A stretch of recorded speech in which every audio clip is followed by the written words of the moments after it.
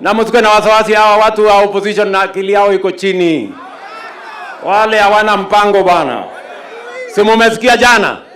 Wamekubali ya kwamba mambo ya afya hawana mpango. Masomo ya watoto hawana mpango.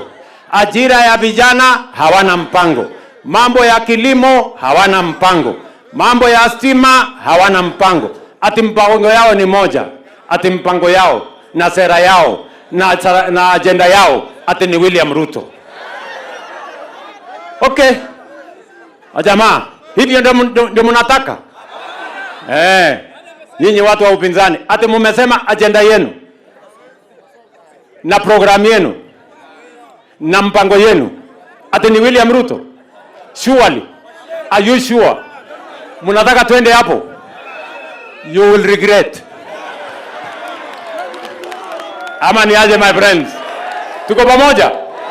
Tuko pamoja? Hawa watu mkiwapima kweli, wale watu ni wa kushindana na mimi?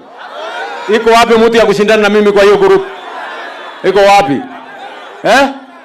Hawa watu nitawanyorosha asubuhi na mapema.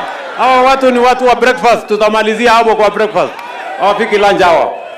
Sijui kama tunaelewana my friends. Kwanza mimi nauliza wengine waende gym.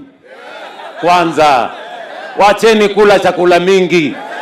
Tumbo karibu inapasuka. Kichwa karibu inapasuka. Mnalala kwa mkutano mchana. Hata hewa mnaharibu. Kwendeni kabisa. Bure. Mount Elgon hoye! Mount Elgon hoye! Mnasema tuendelee na Kenya? Tuachane na hao wapuzi? Tuendelee na Kenya? Kwa hivyo Mount Elgon mnasemaje? Ati Mount Elgon mnasemaje? Ati Mount Elgon mnasemaje? Na Bungoma mnasemaje? Hebu nione tutam.